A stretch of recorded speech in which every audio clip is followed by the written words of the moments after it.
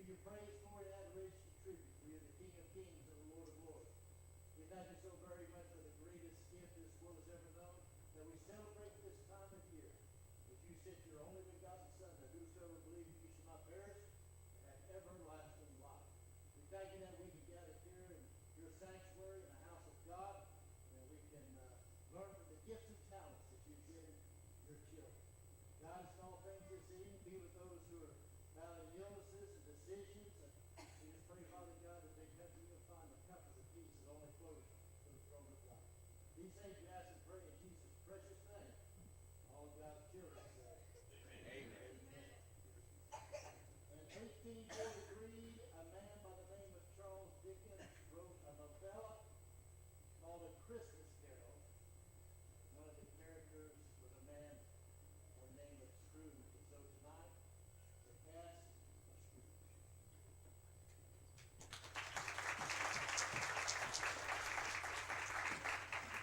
Thank you so much, Pastor Vic. It is so great to be here, and it's so wonderful to see so many faces that I have seen at Freedom Hall for so many years at Christmas time. And sorry we're not there this year, and I'm sorry that my buddy. All right. Matt was telling me that wasn't on. So. Oh, was it not on? No. Now it's on. It is so great to be here, and thank you for checking that. I hope that this microphone will pick up, and you'll be able to hear everything that I do here tonight. Of course, what we did at Freedom Hall is different with the Mayberry Show, and I enjoyed all the years that I spent as the Mayberry Deputy.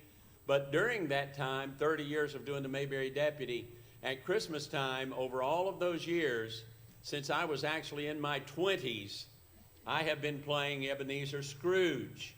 To me, Ebenezer Scrooge is one of the great characters, literature characters of all time.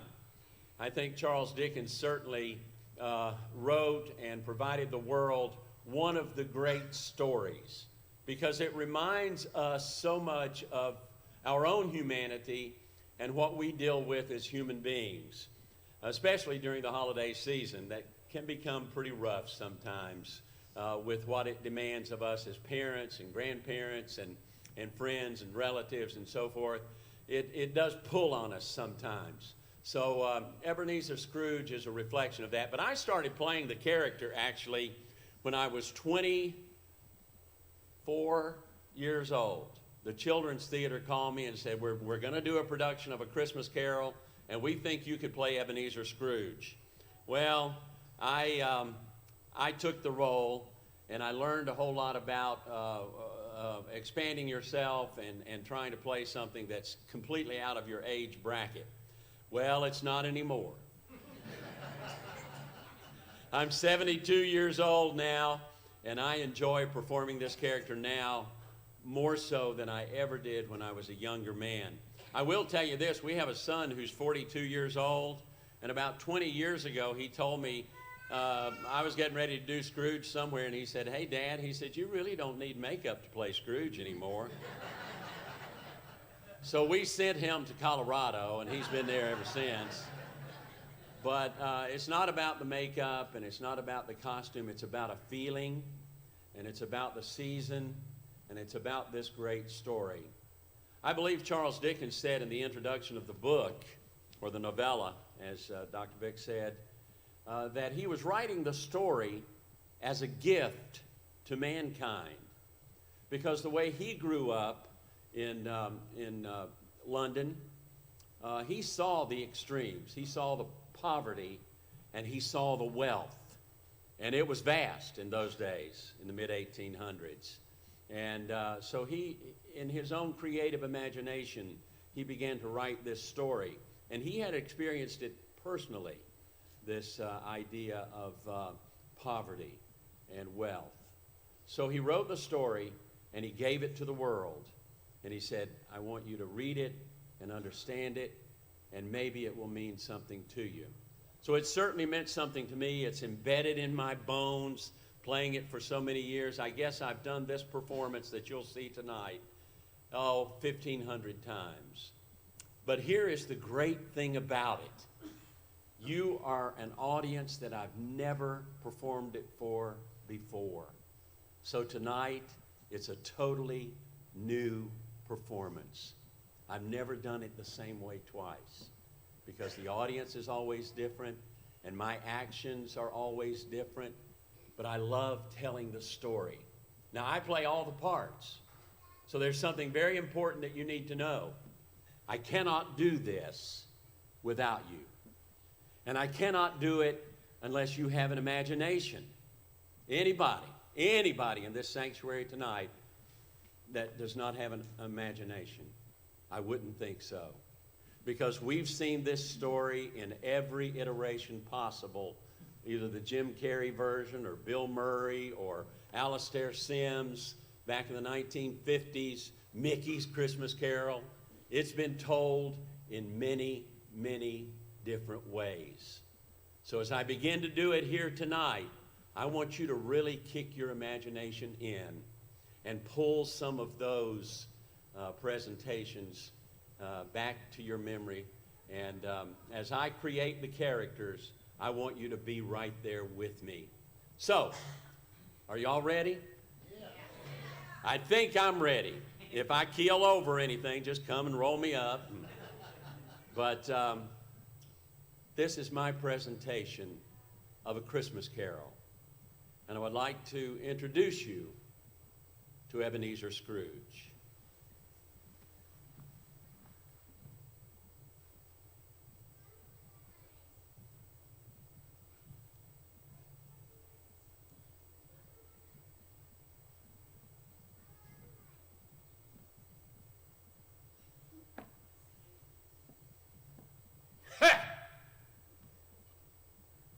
My name is Ebenezer Scrooge. I have come here tonight to tell you a story. A story that was written by one Charles Dickens. I am the central character of the story. Now, there is one thing you must understand before this story can have any meaning whatsoever. And that is, Marley was dead. Make no mistake of it, old Jacob Marley was as dead as a doornail. I know. I was his only friend. I was his business partner. Old Jacob Marley was most certainly dead. Now, on the night in question, 'twas Christmas Eve, 1843. I was in my counting house, counting the day's receipts. My clerk, Bob Cratchit, sat atop a high stool at a desk, making entries in a ledger book.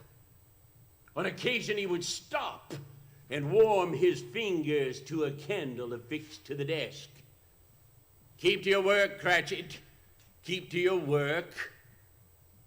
Now, the sign outside my shop reads Scrooge and Marley Investments. I never changed the sign, didn't feel it was necessary, so there it hangs, Scrooge and Marley Investments. As I said, I was sitting at my desk counting the day's receipts when all of a sudden, outside the shop, I heard a small voice singing, God rest ye merry gentlemen, let nothing you dismay. I sprang from my seat, opened the door and said, Be gone with you!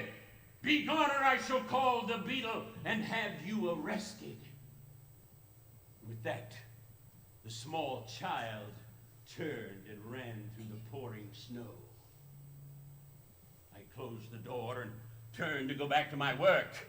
But as I did, I heard the door open and close again. And when I turned, there were two gentlemen standing there. One, a very large man, the other man short and stout. The large man spoke to me. Yes, do we have the honor of addressing Mr. Scrooge or Mr. Marley. 'Tis no honor to me, sir.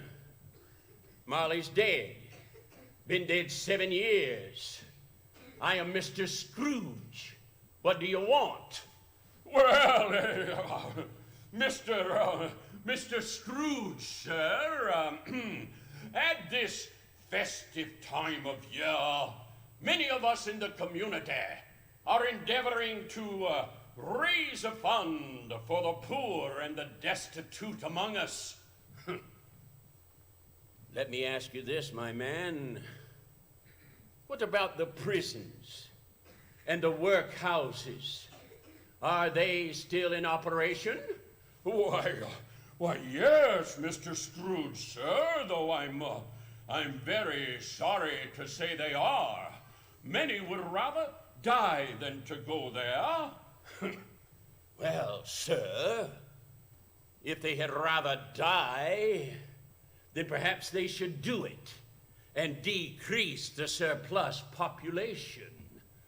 You listen to me, my man. I support the institutions I have mentioned, and if the poor can do no better, then they must go there. Good day, gentlemen.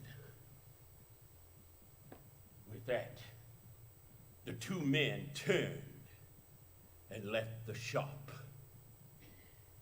I turned to go back to my work, but as I did, I heard the door open and close again, and then I heard a voice that I detested with all of my heart. 'Twas the voice of my nephew, Fred. "Oh, Merry Christmas, Uncle! God save you!" God save me from this Christmas, nephew. It's a humbug. Christmas a humbug, Uncle? Surely you can't be serious. I am deadly serious, nephew.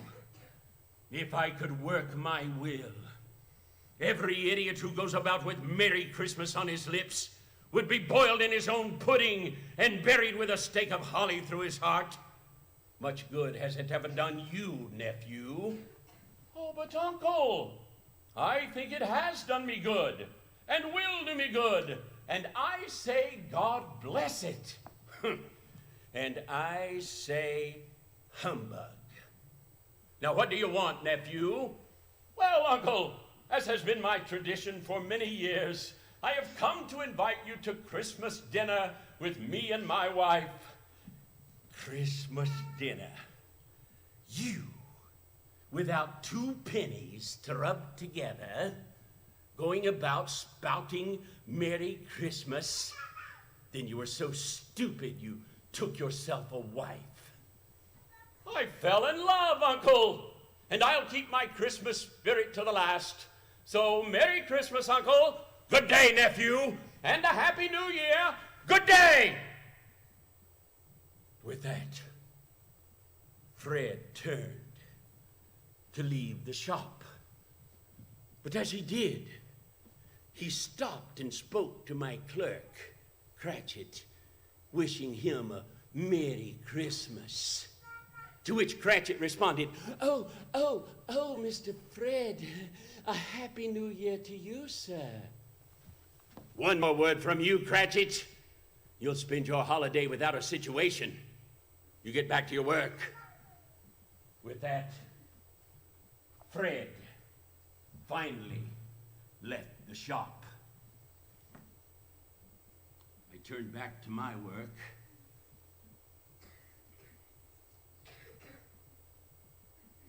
As I did, from the corner of my eye, I saw Cratchit step down from his high stool. Cratchit! Cratchit! Where the devil do you think you're going? What's that? 7 o'clock. Time to go. Is your work all done? Oh, it is not. Then it's not quite time to go, is it? What's that, Cratchit? Your wife and children are waiting? Very well, Cratchit, be gone with... What? Your pay? Your pay. That's your problem, Cratchit. That's all you ever think of. Money. I suppose you must have your pay, and I suppose you'll be wanting the whole day tomorrow, if convenient. No, Cratchit, it's not convenient, and it's not fair. Why should I pay you half a crown for 14 hours you'll spend at some domestic orgy? I suppose you must have the whole day. Be gone with you. Be here all the earlier the next morning. With that, Cratchit put his scarf about his neck, put his hat upon his head, left the shop. At last I could return to my work.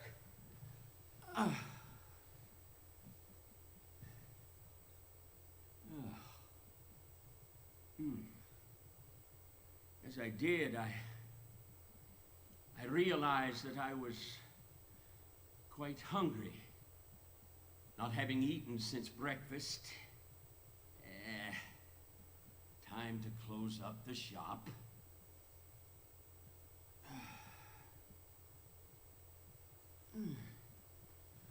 I could hear the people outside the shop crunching the snow neath their feet, wishing one another a Merry Christmas. I was reminded how much I hate people. I loathe people. People are despicable creatures, loathsome, inexplicable creatures. Is there any wonder why I hate people? And I don't care if they hate me. I made my way through the snowy streets of London, almost to the apartment building that Marley and I had shared before his death, when all of a sudden, without any warning, I heard a voice I had not heard in 7 long years. Scrooge.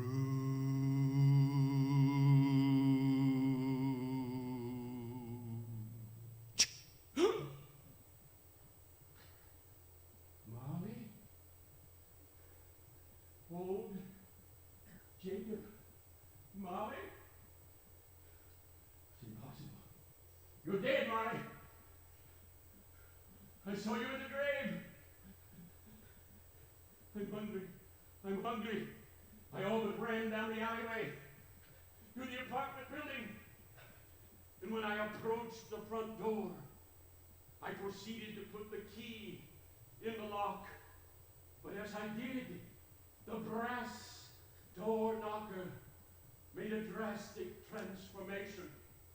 Before my eyes was the face of my old partner, Jacob Marley. No, I won't believe it. I won't believe it. Quick, inside.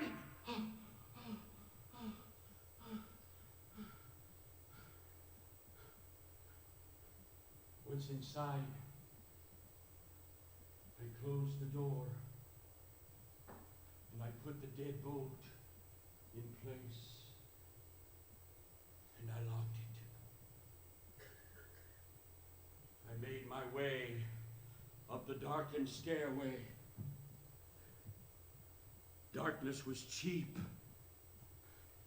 I liked it. Once inside my chambers, I remembered the gruel I'd had at breakfast. I lit a fire in the fireplace.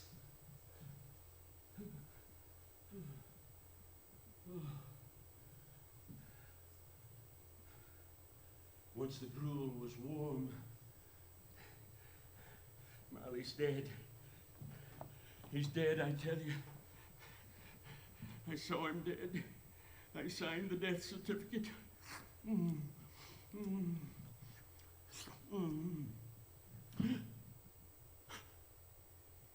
a sudden, without warning, above the mantelpiece, a small brass bell that had laid dormant for many years began to chime softly. Ding, ding, ding, ding. Louder and louder it rang. Ding, ding, ding, ding, ding, ding. And just as suddenly, it stopped. And then, from down below, I heard the sound of heavy footsteps, and the sound as though someone were dragging a heavy, heavy chain to the landing outside my door. All right, where are you? Where are you? Come on out! Come on out, I say! And then, through the door, transformed a figure, all in gray and black, a chain wrapped about it, cash boxes and ledger books hanging all about. All right, who are you? Speak, I say! And then it spoke to me.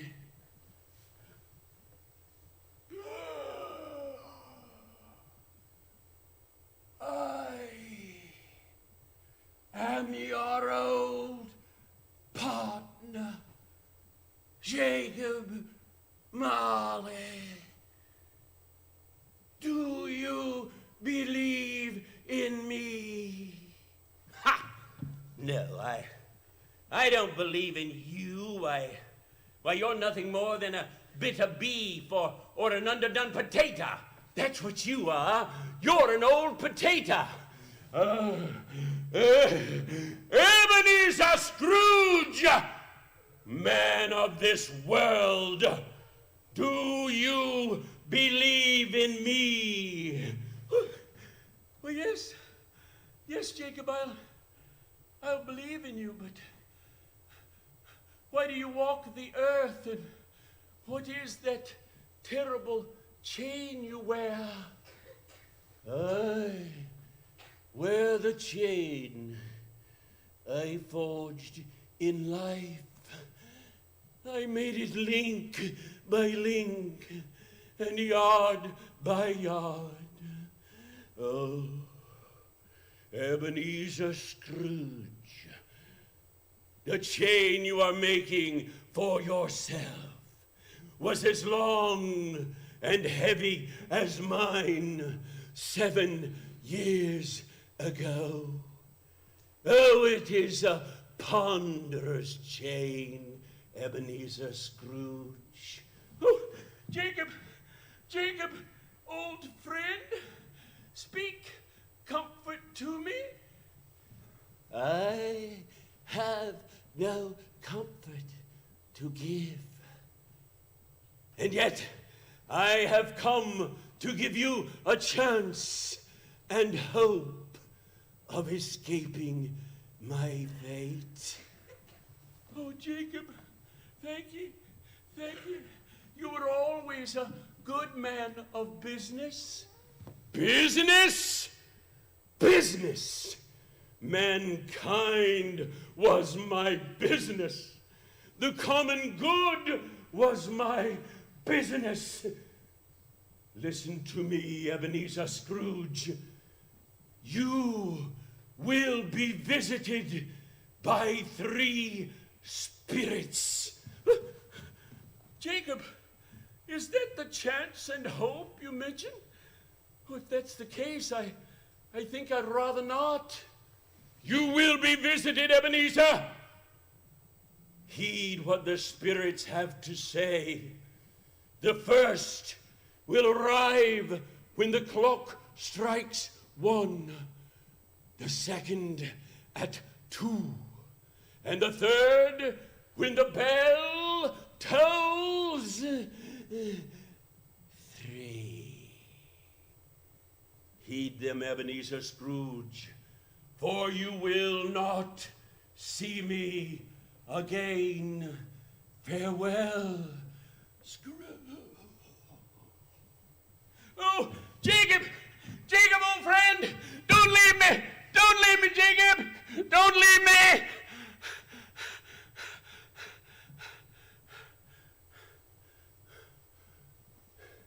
Jacob? I'm tired. I'm tired, that's what it is. I need rest. Rest. You're a humbug, Jacob Marley!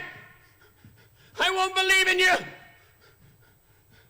I just need rest.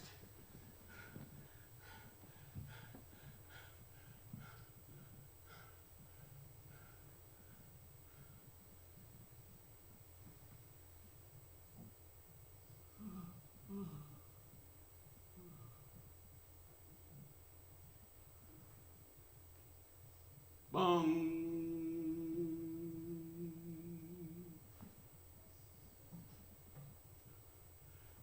The first will arrive when the clock strikes 1. When I turned, standing next to my bed was a small figure of a man or a boy, a light emanating from its head.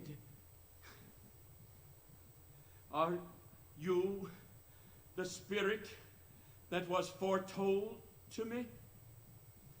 I am. Who and what are you? I am the ghost of Christmas past. Long past? No, Ebenezer, your past. Rise and walk with me. When I stepped from my bed, the small figure glided across the room toward the window. Spirit, Spirit, why do you go toward the window? I cannot go through the window. I am but a mortal. I shall fall. Ebenezer Scrooge, bear but just a touch of my robe, and you will be upheld in more than this. When I touched his robe, the window opened, and out through the cold night air we flew. And when we descended, we were on a snowy hillside. Spirit, I have a feeling. I know this place. Why? I was a boy here. Oh, and look at those children on the sleigh. I know those children, Spirit. I know those children. Hello, Bobby. Hello, Timmy. Ebenezer Scrooge. These are but shadows of the past. They cannot see you. They cannot hear you. And when the Spirit spoke those words, the hillside melted away. And I saw that we'd been transported to an old schoolhouse. Spirit, I know this place. I went to school here when I was a boy. Oh, and look, Spirit, it's deserted now. All the children have gone home for Christmas. All except that one small child. Oh, Spirit, that little boy, that is me. I could not go home like the other children, Spirit. My father was very cruel. We thought it best that I stay at school for Christmas, but I was so lonely. So lonely. Ebenezer Scrooge, let us see another Christmas. And when the Spirit spoke those words, I saw a carriage approach through the window, and then from the carriage stepped out a young girl. Oh, Spirit, that is my little sister Fan. Oh, Fan, alive again. She was the best little sister a boy could ever have. She had come to tell me that Father was much kinder and that I might go home for Christmas. Oh, Fan, I loved her so. When I spoke those words, again I had a feeling. And as the schoolhouse melted away, I saw that we'd been transported to an old warehouse. Oh, Spirit, I know this place. I was apprenticed here when I was a boy. This is old Fezziwig's warehouse. And look, there's Dick Wilkins. We apprenticed together. Hello, Dick. Oh, he thought a lot of me, he did. And there's old Fezziwig. Fezziwig alive again. Hello, Fezziwig. Hello. Oh, he was the best boss a boy could ever have. Oh, Spirit, the joy he gave us was worth much more than gold or silver. Spirit, Spirit, take me home. I believe I know what is about to transpire, Spirit. Do not force me. Do not force me to look upon this. Isabel, my Isabel, Fezziwig's daughter. We were to be married, Spirit, but she left me. She said that my love of gold and silver outweighed my love for her, but it did not, Spirit. It did not. I used to say her eyes were as blue as a summer sky, and no star on high could match their glow. That pretty little dress I shall never forget. I said she looked so grand, for the colors became her so. But that was long ago. So very, very long ago. Leave me, Spirit. I can stand no more.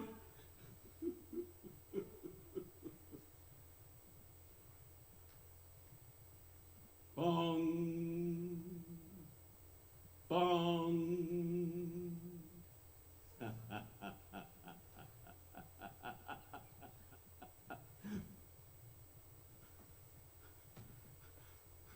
The first at 1, the second at 2. Oh, when I turned, 'neath my door was a light brighter than the light previous. And then I heard a voice. Ebenezer Scrooge, you funny little man, come here. All right.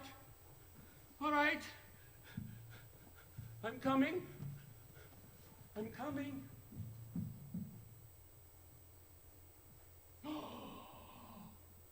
Oh, what I saw!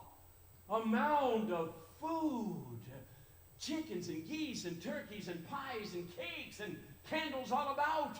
And atop it all was a giant figure of a man, all draped in green, with garland about his head and a long white beard. He spoke to me. Ebenezer Scrooge, do you know me? I can't say that I do, sir. Who are you? I am the ghost of Christmas present.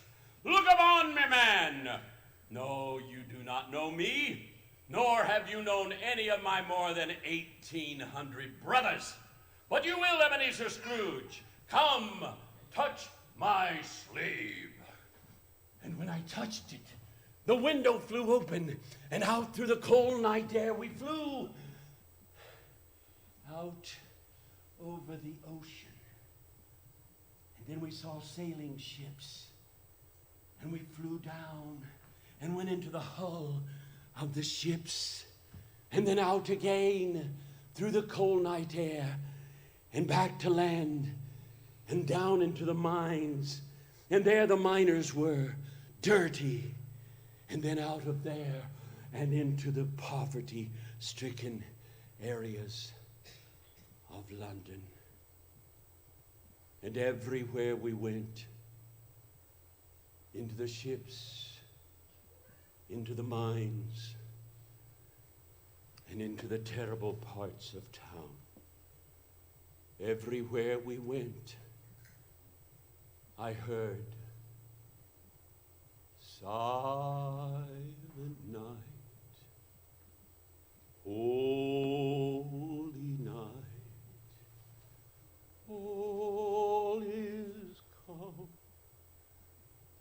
all is bright. And then when I turned, I saw that we were still in a terrible part of town. Spirit, why have you brought me here? I do not belong here, Spirit. There are beggars and thieves here. Take me home, Spirit. Do not advance upon me. What do you wish me to do, Spirit? You wish me to look through this window? But I cannot do it, Spirit. I am not a peeping Tom.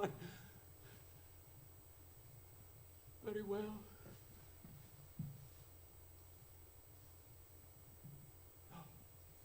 Oh, Spirit, this is the home of my clerk, Bob Cratchit. Look, 1, 2, 3, 4, 5 children and a wife. Oh, why, look at the size of that goose, Spirit. He could hardly feed one with that goose.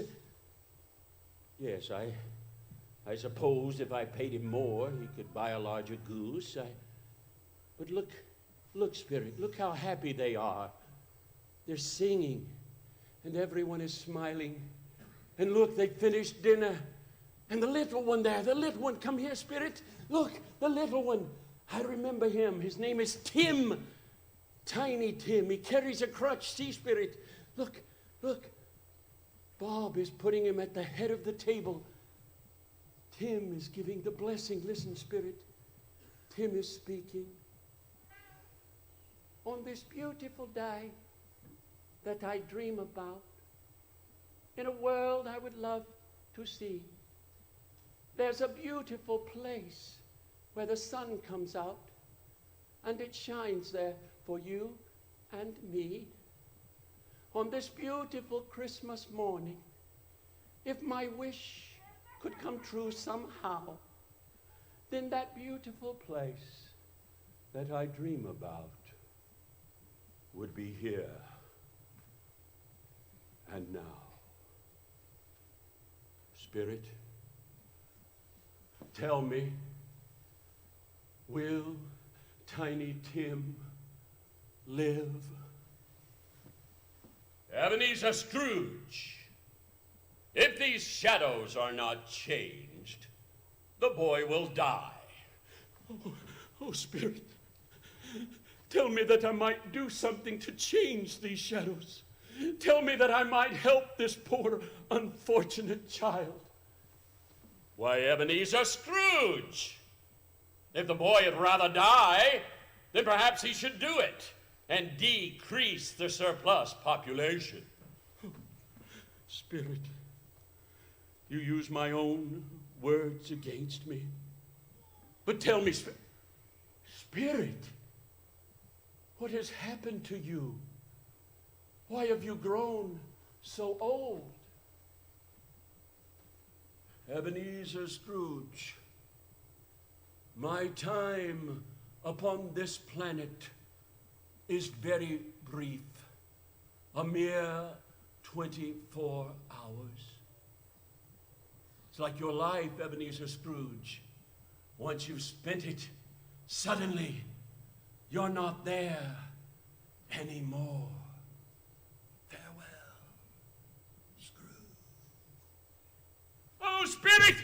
Spirit, don't leave me! Don't leave me in this place, Spirit! Take me home, Spirit, take me home!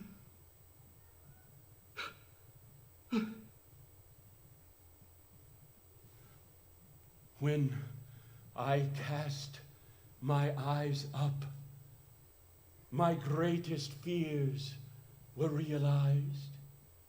Standing above me was a giant figure, all draped in black. The only recognizable feature was that of one bony finger. Oh, specter, I fear you more than any spirit I have seen tonight. And though I know that your will is only to do me good, I am ready to do your bidding.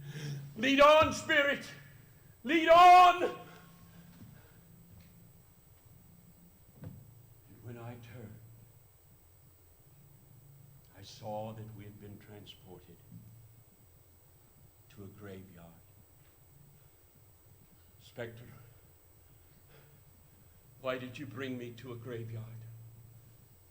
What do you hope to teach me in a graveyard, Spirit? What is my clerk, Bob Cratchit, doing here? Listen, Spirit. Cratchit is speaking. Hello, Tiny Tim. I'm sorry. I'm late today, son.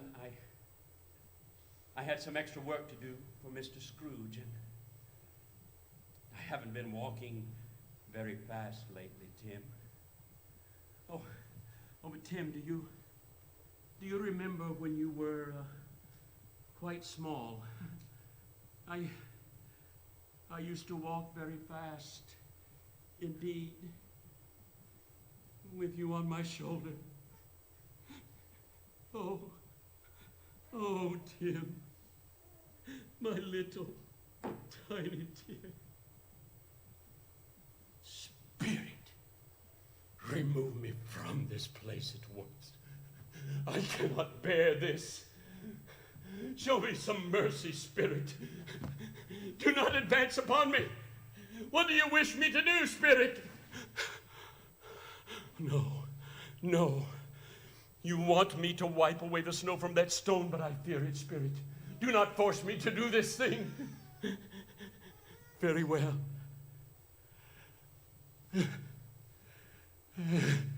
Oh, no.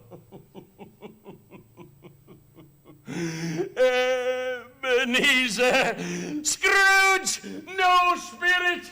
Tell me that it doesn't have to be this way. Tell me that I might sponge away the writing from this stone. Tell me that it doesn't have to be this way. I'll keep Christmas every day of the year. Only say it doesn't have to be this way, Spirit. Tell me it doesn't have to be this way.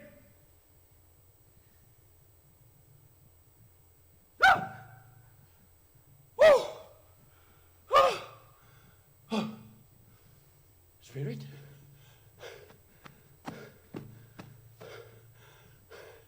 Where am I?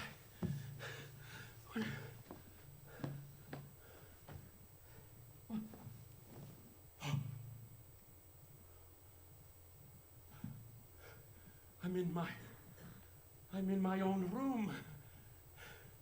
That is my cloak. And my hat.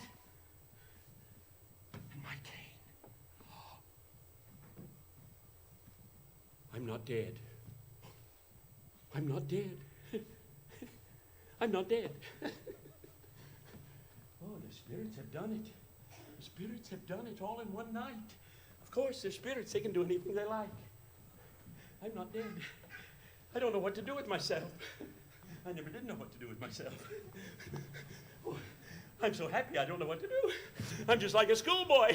I'm just like the angel on top of the tree. Merry Christmas! Oh, I need some air.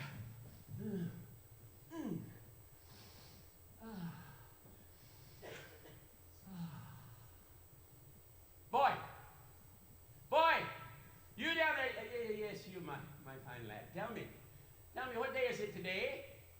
Christmas Day? Oh, I haven't missed it. What a brilliant child. Tell me, do you know the poulterers at the corner of the street, boy? You do? Brilliant. Do they still have that turkey hanging in the window down there? No, not the little one, the big one. Yes, the one as big as you. They do. I want you to go and buy it. I want you to take it to this address. Have it there in half an hour, and I'll give you a half a crown. Merry Christmas, boy. What a brilliant child. What a lovely child. I think I'm going to like children. I must go see Bob Cratchit. I found my finest suit, and I left my apartment. I made my way through the busy Christmas morning streets. The sun was bright, and the bells were ringing. I saw the two gentlemen who had come by my shop the night before. Hello, my fine fellows. Merry Christmas to you. Yes, I am sure that my face is not one you wish to see. But come here.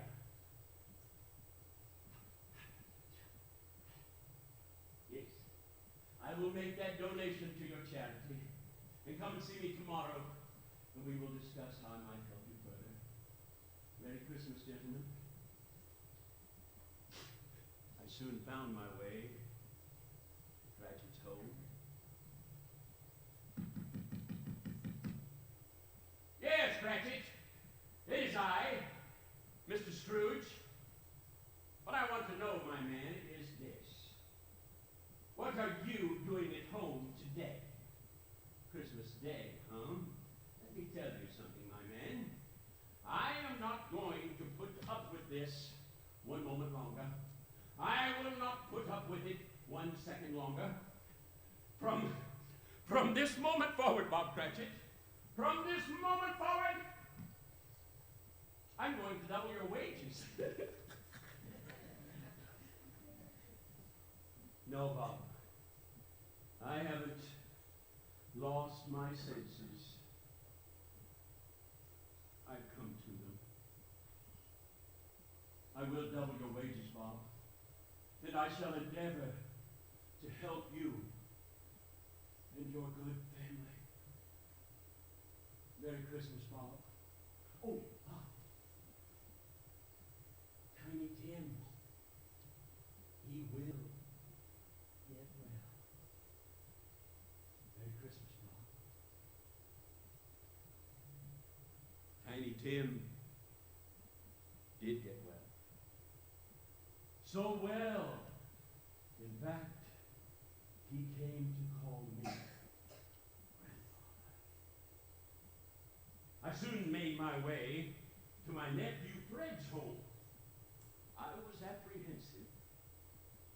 I went up to the front door.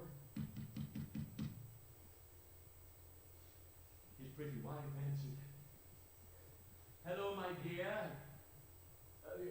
Can you find it in your heart to forgive a misguided old fool who's come for Christmas dinner?" She invited me in. She hugged me. She kissed me here. She said, "Oh, Uncle Ebenezer, this will make Fred so happy." Oh, we had a lovely time. They had turkey and sweet potatoes and pumpkin pie. After dinner, we danced the polka.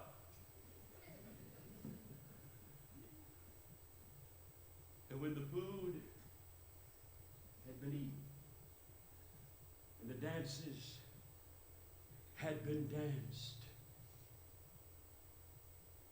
I stepped back out into the cold night air. I remembered my old apartment.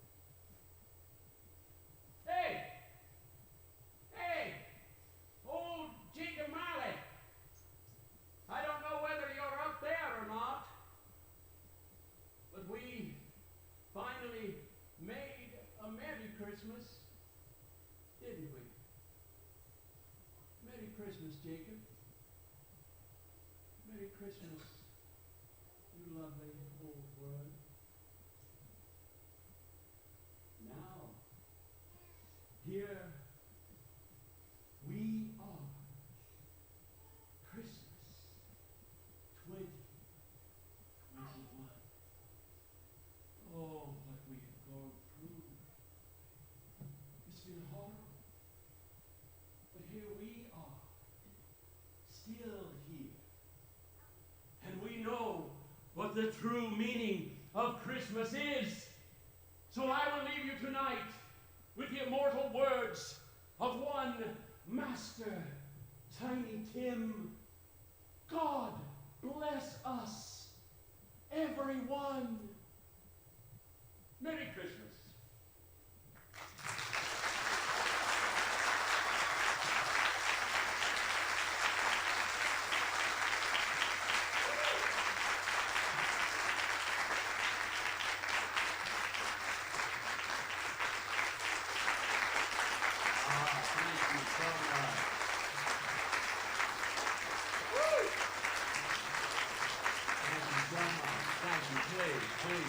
Please be seated. Thank you so very, very much. You don't know what an honor and privilege it is to come here and do this for you. I have such high regard for Pastor Vic and Linda and Matt and what they've done over the last years at Freedom Hall. Oh, what a blessing that has been to so many people. And I bet you a lot of those people came and it might have been the closest they ever came to God. And what a blessing it was. And we miss it, of course. But how great it is to be here with you tonight. And I can feel a wonderful presence in this sanctuary. So thank you. Pastor Vic, I usually say, if you have a question for me, I'd be happy to answer it. If you don't, then I'll collapse.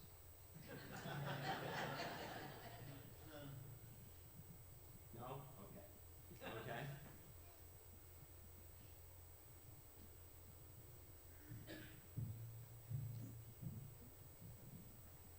That was wonderful. I thoroughly enjoyed that.